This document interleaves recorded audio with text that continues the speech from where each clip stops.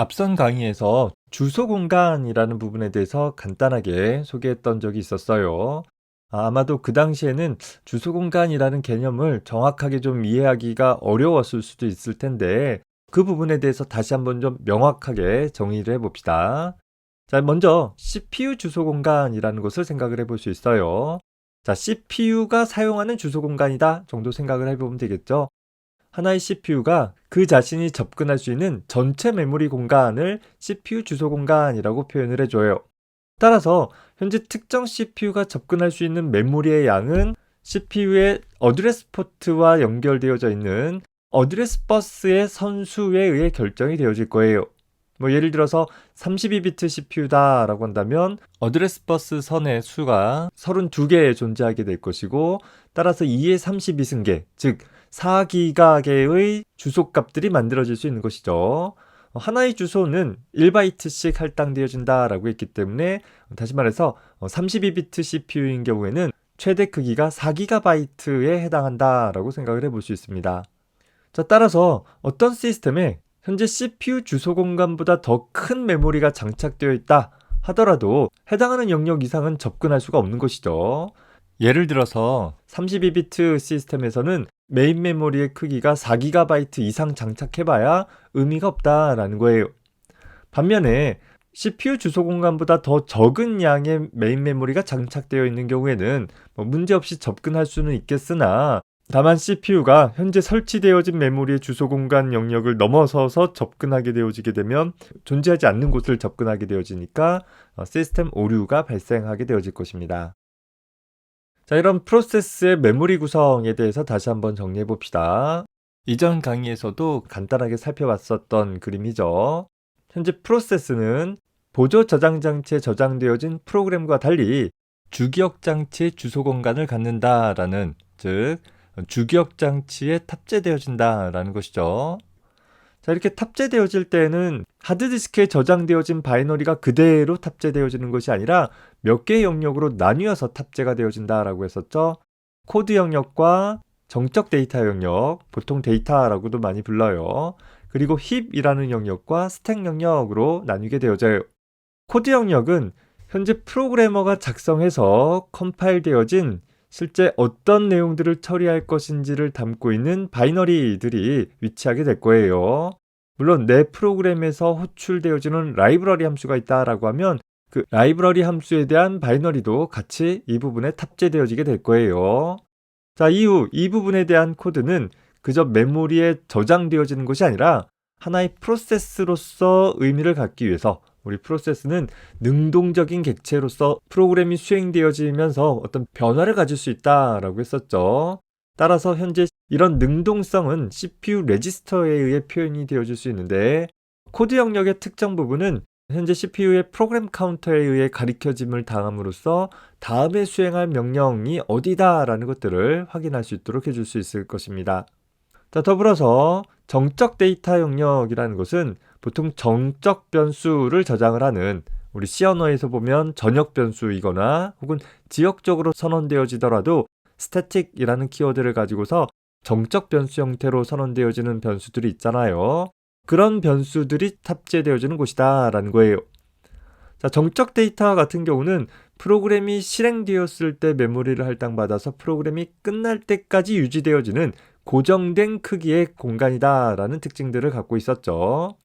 물론 사용자가 정의한 정적 데이터뿐만 아니라 라이브러리에서 사용되어지는 정적 데이터들도 마찬가지로 이 공간에 할당이 되어지게 될 것입니다. 사실상 어떤 하나의 프로그램에 있어서 코드 영역과 정적 데이터 영역의 크기는 고정된 크기가 될 거예요. 컴파일에서 실행되어질 때 그 크기가 딱 정해져 있는 크기다라는 것입니다.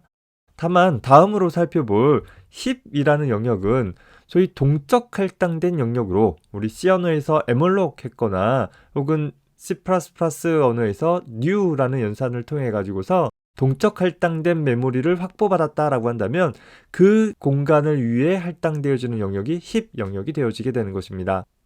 자, 힙 영역은 정적 데이터 영역서부터 시작해서 현재 프로세스의 아래쪽 방향으로 점차 자라나는 그런 형태로 메모리가 확보되어져 나가게 될 것이고, 반면에 마지막으로 소개되어지는 스택이라는 영역은 일반적으로 특정 함수가 호출되어졌을 때 그 자신의 복귀값을 저장한다라든가 혹은 함수 안에서 선언되어진 매개 변수를 포함한 지역 변수들 혹은 호출축으로 전달할 반환값 같은 것들을 저장하기 위한 공간이 되는 것이죠.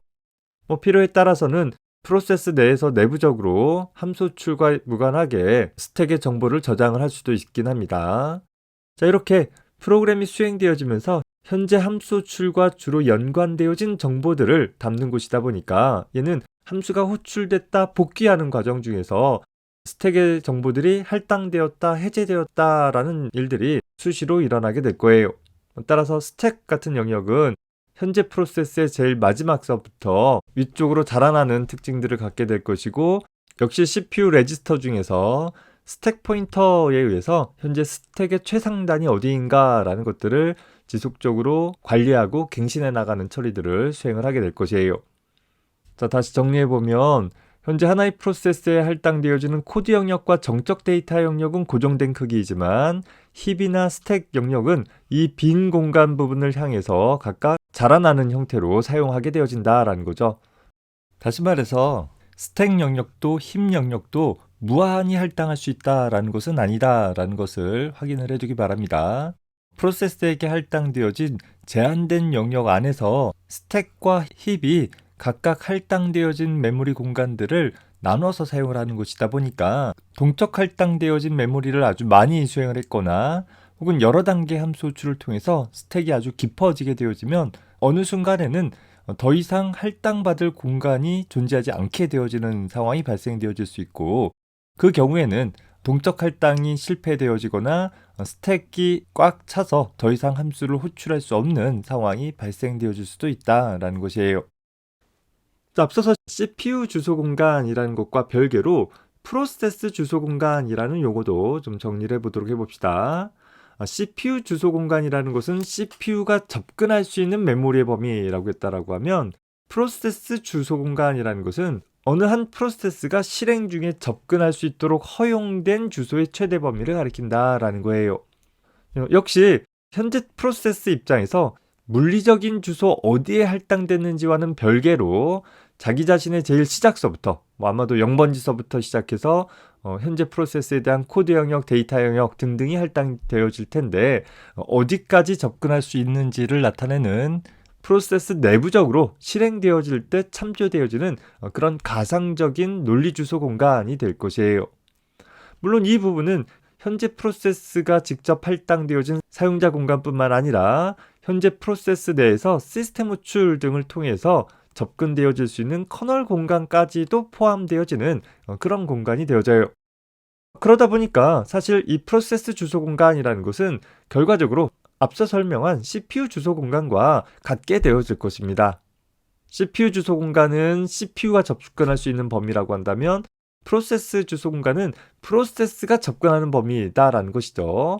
관점은 서로 다르지만 결국은 프로세스가 어떤 일을 처리하기 위해서는 CPU에 의해 해석되어져서 접근되어져야 하기 때문에 CPU 주소 공간과 프로세스 주소 공간은 같은 내용들을 다룬다라고 생각해봐도 될 것 같아요. 그래서 역시 현재 32비트 CPU다라고 한다라고 하면 4GB의 프로세스 주소 공간의 크기를 갖게 되어질 것입니다. 이때 하나 좀 주의할 것은 프로세스 주소 공간의 크기라는 것은 프로세스의 현재 크기와는 다른 내용이다라는 것을 좀 구분을 해줘야 될 거예요. 프로세스의 현재 크기는 현재 수행 중인 프로세스에 할당되어진 코드 영역과 정적 데이터 영역의 크기에다가 이 둘은 각 프로세스마다 고정된 크기다라고 했었죠.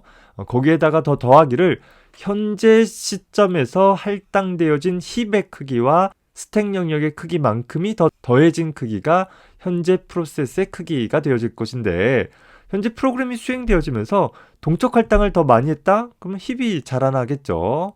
함수를 많이 호출했다? 그럼 스택이 더 늘어나겠죠. 이렇게 힙이나 스택의 영역은 프로그램의 수행 시 변할 수 있기 때문에 프로세스의 현재 크기는 최대 프로세스 주소 공간의 크기 내에서 가변적으로 바뀌어 나가는 특징들을 지니게 될 것입니다. 더불어서 프로세스 주소 공간에 여전히 커널 공간을 포함하고 있는 이유는 프로세스가 실행 중에 시스템 호출을 통해서 커널에 진입할 수 있고, 즉 커널 함수를 실행을 할 수 있고, 그렇다라고 하면 그 커널 함수를 실행하는 주체는 여전히 현재 프로세스가 된다라는 것이었죠.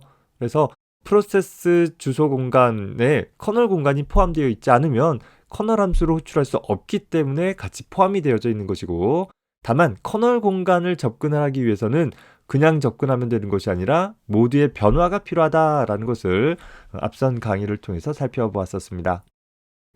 자, 그림을 통해서 한번 예를 살펴보면, 자, 현재 4GB의 메인 메모리를 접근할 수 있는 32비트 CPU를 예를 들었어요. 사용자 공간과 커널 공간으로 나뉘어서 사용을 하되, 사용자 공간의 최대 크기를 3GB를 두는 것은 리눅스 시스템이다 라고 했었죠. 우리가 사용하는 윈도우 시스템에서는 사용자 공간의 최대 크기를 2GB로 제한을 했었어요. 따라서 32비트 CPU에서 동작하는 리눅스 시스템에서 프로세스 주소 공간의 한 예를 살펴보고자 하는 것입니다. 현재 하나의 프로그램이 수행되어져서 프로세스를 위한 메모리 공간이 다음과 같이 확보되어졌다라고 가정해보면, 시작서부터 3GB 공간 내에 사용자 공간이 확보되어지고 그 뒤 1GB 공간만큼이 커널 공간으로 확보가 되어지는 거예요. 그리고 그 사용자 공간의 제일 앞쪽에 현재 실행되어지는 프로그램의 바이너리 코드들이 위치되어질 것이요, 그 뒤에는 정적 데이터가 할당되어지는 영역이 확보되어지게 되는 것입니다. 그리고 나서 동적 할당이 일어날 때마다 힙 영역이 아래 방향으로 자라날 것이고, 함수가 호출되어질 때마다 현재 사용자 공간의 제일 마지막에서부터 위쪽 방향으로 스택 영역이 자라나게 되어지는 일이 일어나겠죠. 물론 메모리가 이렇게 할당되어진 것이 전부가 아니라, 이 할당되어지는 메모리의 각 부분은 대표적으로 프로그램 카운터에 의해서 다음에 수행할 명령어가 어디인지, 또 스택 포인터를 통해서 스택의 영역이 어디인지 등등에 대한 정보들을 유지 관리해 나갈 수 있게 되어진다라는 것입니다. 다시 말해서 이렇게 프로세스 관점에서 자기 자신이 수행되어지는 데 필요한 코드와 데이터를 저장할 수 있는 공간과, 또 시스템 호출을 통해서 접근할 시스템 커널 코드들이 저장되어지는 공간, 이 전체를 하나의 주소 공간으로 설정을 해놓고 일관되게 접근해 나갈 수 있도록 해주고 있는 것이고, 이 정보는 각각의 프로세스마다 고유하게 자기 자신만의 프로세스 주소 공간을 갖게 될 거예요. 각 프로그램마다 수행되어질 내용들이 서로 달라지니까 그렇겠죠. 다만 커널 코드 공간은 현재 시스템에서 동작하는 모든 프로세스 사이에 공유할 수 있는 부분들이기 때문에, 커널 코드 공간은 모든 사용자 프로세스에 의해 공유되어지는 그런 공간이 되어질 것입니다. 자, 여기서 커널 공간의 의미만 다시 한번 정리를 해보면, 자, 현재 프로세스가 사용자 코드 부분들로 쭉 수행을 하다가 시스템 호출을 통해서 커널 코드를 실행하고자 했을 때 그 커널 코드들이 존재하게 되어지는 공간을 커널 공간이라고 부르게 되는 거예요. 따라서 사용자 프로세스는 커널 공간에 있는 코드들을 수행을 하기 위해서는 소위 커널 모드에서 실행되어져야 하는 것이 필요할 것이고, 하지만 그런 커널 모드에서 커널 코드를 실행하는 주체는 여전히 사용자 프로세스에 해당한다라고 했었습니다. 따라서 하나의 시스템 내에서 수행되어지는 프로세스가 갖는 이런 사용자 영역과 커널 영역을 하나의 주소 영역으로 두되, 이게 실제 물리적인 메모리에 직접 할당하는 것이 아니라 하나의 가상적인 주소 영역으로 다뤄줌으로써 현재 동시에 수행되어지는 여러 프로세스는 각각 자기 자신만의 고유한 주소 공간을 가질 수 있게 되는 것이고, 다만 각 프로세스에 의해 공유되어지는 커널 영역에 대한 코드만은 공통된 위치에 할당을 하고 그 정보를 다수의 프로세스들이 공유해주게 되어지는 것입니다. 그러다 보니까 현재 시스템에는 메인 메모리가 4GB밖에 없는데 각각의 프로세스마다 4GB씩의 프로세스 주소 공간을 갖고 있다라고 한다면, 실제 시스템에서는 어떻게 동작하느냐 좀 의심스러울 수 있는데, 하나의 프로그램이 차지하고 있는 프로세스의 크기를 본다라고 하면, 우리 앞에서 프로세스 주소 공간의 크기는 4GB다 할지라도 현재 프로세스의 크기는 요 영역과 요 영역과 요 영역과 요 영역의 합에 불과하다라고 했었죠. 이렇게 대부분의 프로세스의 크기는 4GB에 비해서 훨씬 더 작은 크기를 갖고 있기에 다수의 프로그램들이 동시에 수행되어질 수 있는 가능성이 있을 것이요, 더불어서 각각의 프로세스들에 대한 정보는 지역성의 원리에 의해서 모든 내용들이 항상 다 물리적인 메모리에 탑재되어 있어야지만 동작되어지는 것은 아니더라라는 거예요. 따라서 현재 프로세스의 가상 주소 공간에서 당장 사용되어질 필요가 있는 부분들만을 메인 메모리에 실제 탑재해 두게 되고, 현재 내가 가지고 있는 특정 부분이 메모리 어디에 탑재되어져 있는지를 하나의 매핑 테이블을 통해 가지고서 유지 관리해 줄 수 있게 되어진다라는 거예요. 자, 그래서 CPU에 의해서 특정 영역이 접근되어져야 하는데 그 영역이 메모리에 실제 할당되어 있지 않다라고 한다면 그 영역을 메모리의 빈 영역에다가 할당을 해주고 그 정보를 매핑 테이블에다 갱신을 해주면 되는 것이죠. 더 이상 빈 영역이 없다라고 한다면 기할당되어진 영역 중에서 사용되어지지 않을 것 같은 영역을 빼버리고 그렇게 비어진 자리에 내가 지금 당장 필요한 데이터를 집어넣는 방법을 통해서 접근되어지게 되는 것입니다. 뒤에 가서 우리 가상 메모리라는 개념을 다룰 때 이 부분에 대해서 조금 더 구체적으로 살펴보도록 해보겠습니다. 커널 코드나 커널 데이터 부분들도 마찬가지겠죠.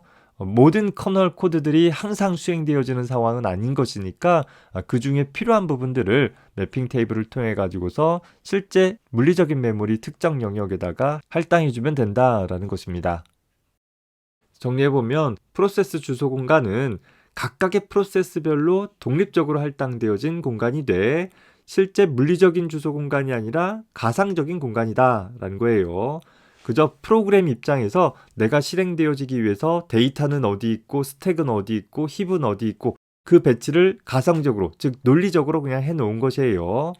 따라서 사용자나 프로그래머가 보는 관점은 자기가 작성한 프로그램이 0번지부터 시작해서 어떤 연속적인 메모리 공간, 32비트 시스템에서는 4GB 공간에 형성되어진다라고 생각을 해볼 수 있게 되는 거예요.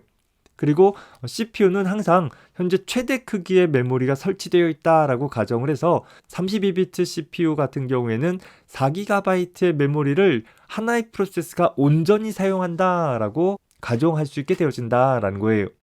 하지만 실제 상황에는 다중 프로그래밍 되어지는 환경일 수도 있고 또 실제 설치되어진 물리적인 메모리의 크기가 프로세스 주소 공간 크기보다 더 작을 수 있기 때문에 예를 들어서 32비트 시스템인데 메인 메모리가 2GB 혹은 3GB 밖에 설치가 안 되어 있어도 시스템은 운용되어질 수 있더라라는 것이죠. 4GB가 할당되어 있다 하더라도 여러 개의 프로세스가 동시에 수행되어진다라고 한다면 그 부분들을 효율적으로 나눠서 사용할 수 있도록 하기 위해서 각각의 프로세스의 코드 영역, 데이터 영역, 힙 영역, 스택 영역들을 이렇게 조각조각 나누어서 실제 물리적인 메모리의 여러 부분에 흩어서 저장하게 되어지고 각각의 정보들의 조각들이 물리적인 메모리 어디에 저장되어졌는지를 하나의 매핑 테이블을 통해서 관리하게 되어진다라는 거예요. 쉽게 얘기해서 현재 프로세스 주소 공간에 기술되어져 있는 모든 내용들은 물리적인 메모리에 연속되어진 공간에 할당하고 있지 않다라는 거예요.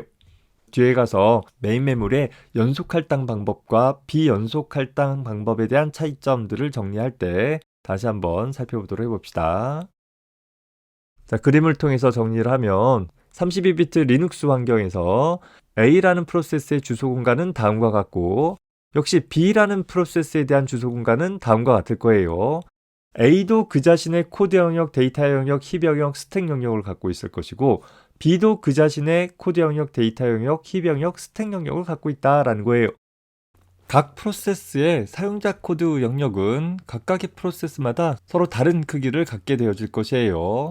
다만 커널 영역은 현재 A 프로세스를 위한 커널 영역이나 B 프로세스를 위한 커널 영역이나 동일한 코드들과 데이터들을 담고 있기 때문에 전체 프로세스 주소 공간에서 사용자 코드 영역이 아닌 커널 코드의 영역은 프로세스 간에 서로 공유해서 사용을 할 수 있는 그런 공간이 되어질 수 있을 것입니다. 자, 다만 이 공유되어지는 커널 코드 영역을 각각의 프로세스마다 개별적으로 할당되어지는 사용자 공간의 연속적인 공간에 할당해 줌으로써 각각의 프로세스는 자신의 코드가 수행되어지는 과정 중에서 자신의 사용자 데이터 영역뿐만 아니라 각 프로세스 간 공유되어지는 커널 영역도 일관되게 접근할 수 있게 되어지는 것입니다. 자, 다만 하나의 프로그램이 수행되어질 때 이 4GB 되어지는 모든 영역에 있는 내용들이 항상 수시로 참조되어질 것이 아니기 때문에 메모리의 지역성 원리 보면 어떤 한정된 시간 간격 안에서 CPU가 메모리를 참조하는 특징을 살펴보면 특정 영역에 집중되어지는 경향이 있다라는 것이 지역성의 원리였었잖아요. 따라서 내가 수행되어질 때 필요한 각 영역에서 필요한 일부 조각들을 메모리에다가 나누어서 할당을 해주고, 즉 코드 영역 전부를 할당하는 것이 아니라 코드 영역, 데이터 영역 이런 각각의 영역들을 쭉 나누어 놓고 나누어진 각각의 부분 중에서 내가 당장 필요한 것만 실제 메모리 빈 영역에 할당을 해준단 말이에요. 그리고 그 정보가 어디에 할당되어졌는가를 하나의 매핑 테이블에다가 저장해 줌으로써 CPU가 이 영역을 접근하고자 한다라고 하면 이 영역은 실제 물리적인 메모리 여기 저장되어 있구나 라는 것을 찾아서 제공해 줄 수 있도록 해줄 수 있다라는 것입니다. 그래서 현재 각각의 프로세스에 대한 사용자 공간에 있는 내용들은 중복 없이 독립된 메모리 영역에 할당을 해주면 될 것이고, 반면에 각각의 프로세스에서 사용하고 있는 커널 코드들을 갖고 있는 커널 영역에 대한 내용들은 사실 이 영역의 내용이나 이 영역의 내용이나 동일한 내용이기 때문에 이 영역에서 접근하고자 하는 부분과 이 영역에서 접근하는 부분이 같은 시스템 호출에 대한 커널 함수다라고 한다면 실제 물리 메모리에 할당되어진 커널 영역에 대한 한 조각을 각각의 프로세스는 서로 다른 매핑 테이블을 통해서 마치 자신의 프로세스 주소 공간에 있는 특정 영역처럼 접근할 수 있게 되어지는 것입니다. 이렇게 각각의 프로세스에 할당되어진 가상적인 주소 공간을 실제 물리적인 메모리에 나누어서 할당을 해주고 이것을 적절하게 연계시켜 줌으로써 하나의 시스템 내의 각 프로세스는 기본적으로 내 프로그램을 위해서 접근하는 부분과 시스템 호출을 통해서 접근할 수 있는 부분들을 명확하게 나누어 줄 수 있되, 내 프로그램이 수행되어질 때 필요한 메모리들을 다소 효율적으로 유지 관리해 나가면서 프로그램이 수행되어질 수 있게 되어지는 특징을 지니게 되어지는 것입니다. 자, 탐구 3-1에서 현재 프로세스의 구성 영역들을 한번 그려보는 작업들을 해보자라는 거예요. 하나의 프로세스는 코드 영역, 데이터 영역, 힘 영역과 스택 영역으로 나뉘어진다라고 했었죠. 현재 프로세스의 시작을 0번지라고 했을 때 현재 프로세스의 제일 끝 부분에 스택이 할당되어질 것이고, 현재 프로세스의 시작에 코드 영역이 할당되어질 것이고, 그 다음에 데이터 영역이 할당될 거예요. 자, 현재 코드 영역을 살펴보면 이 프로그램 코드에서 가장 기본이 되어지는 것이 현재 메인 함수에 대한 것이 있겠죠. 이 메인 함수를 구성하고 있는 각각의 문장에 대한 코드들이 제일 먼저 오게 될 거예요. 그래야지 프로그램이 시작되었을 때 프로그램 카운터가 논리주소 0을 가리키게 되어지면 메인 함수의 시작서부터 프로그램이 실행되어질 수 있게 되어진다라는 거예요. 자, 그리고 사용자 정의 함수 f라는 함수의 정의가 있으니까 역시 f라는 함수를 구성하고 있는 구문들에 대한 코드들이 그 다음으로 배치가 되어지겠죠. 자, 그리고 나서 라이브러리 함수로서 printf라는 함수나 emolog이라는 함수 같은 것들이 사용되고 있어서 역시 링크타임 때 연결되어진 각 라이브러리 함수들에 대한 코드들이 배치가 되어질 것입니다. 사실상 메인 함수를 제외한 나머지 함수들에 대한 순서는 그리 중요하지 않아요. 자, 그러면 현재 코드 부분에 대한 내용들이 모두 다 배치가 됐을 거예요. 이러이러한 처리를 해라 라는 것을 이진 비트열로 변환한 BTR 값들이 쭉 저장이 된다라는 것이고, 자, 코드 영역이 끝난 시점에서 보면 정적 데이터 영역이 할당이 되어져서 현재 소스 코드에서 할당되어진 전역 변수를 위한 공간이 할당이 되어지는 것이에요. 현재 이 예제에서는 하나의 정수형 변수로 전역 변수가 할당이 되어 있기 때문에 현재 이 할당되어진 공간을 A라는 전역 변수 이름으로 매핑해 주게 되는 것이고, 실제는 하나의 메모리 주소 번지가 되겠죠. 그리고 이는 프로그래머는 A라는 이름을 사용을 했지만 컴파일 타임 때 이 영역의 주소값으로 대체되어져서 각각의 코드에 기술이 되어져 있을 거예요. 그 영역은 10이라는 값으로 초기화되어 있기 때문에 10의 값이 4바이트의 이진 비트열로서 코드화돼서 저장이 되어져 있는 것이고, 자, 그리고 메인 함수가 수행이 되어져서 메인 함수 안에서 B라는 변수를 선언을 하고 있어요. 이렇게 특정 함수 안에서 선언되어진 변수는 지역 변수로서 스택 영역에 할당되어진다라고 했었죠. 자, 그래서 현재 스택의 제일 아랫단에 20이라는 값이 저장되어지는 B라는 변수를 위한 공간이 할당이 되어질 것이고, 역시 B라는 이름이 유지가 되어지지는 않겠죠. 그리고 나서 P라는 포인터 변수가 생성되어지면서 역시 P라는 변수를 위해 4바이트 공간이 할당이 되어지면서 이 P라는 변수에는 malloc 이라는 라이브러리 함수를 이용해서 100바이트만큼을 동적 할당을 했어요. 따라서 힙 영역에서 100바이트만큼 동적 할당하고 그 시작 주소 값을 P라는 변수에 집어넣게 된다라는 거예요. 뭐 예를 들어서 여기가 5000번지라고 한다면 여기 5000이라는 값이 들어가게 되는 것이죠. 자, 그리고 나서 f라는 함수가 호출됐네요. 자, f라는 함수가 호출되어지면 역시 이 함수가 호출되면서 현재 복귀 지점 값을 스택에다가 저장을 할 것이고 이 함수로 제어의 이름이 넘어간 다음에 c라는 지역 변수를 위해서 또 스택이 사용되어질 것이고 그리고 c라는 변수의 값을 출력하고 나서 함수가 종료되어지고 호출축으로 돌아오면 아까 복귀 주소를 저장한 곳만큼 다 할당 해제해주면서 호출축으로 즉 메인 함수 쪽으로 돌아올 수 있게 되어지는 거예요. 문제에서는 printf를 호출하기 직전이라고 그랬는데 이 그림에다가는 여기로 잘못 기술을 해놨네요. printf 호출하기 전, 즉 f라는 함수로부터 반환되어진 직후라고 생각해주면 되는데 뭐 사실 printf 함수로 호출했다 하더라도 메모리 상태는 여전히 이와 동일한 상태가 되어질 것입니다. 자, 이번 강의에서는 주소 공간에 대한 개념을 정리를 해봤습니다. CPU 주소 공간이라는 것과 프로세스 주소 공간이라는 것이 있었죠. 결국은 같은 공간을 가리키는데 관점의 차이일 뿐이다 라는 것이었고 이는 실제 물리적인 주소와는 상관이 없는 CPU 관점에서 혹은 하나의 프로그램 관점에서 보는 소위 논리적이고 가상적인 주소이다 라는 점 잘 정리해 두기 바랍니다. 자, 다음 강의에서는 커널에서 프로세스를 어떻게 관리할 수 있는지에 대한 얘기를 간단하게 살펴보도록 하겠습니다. 수고했습니다.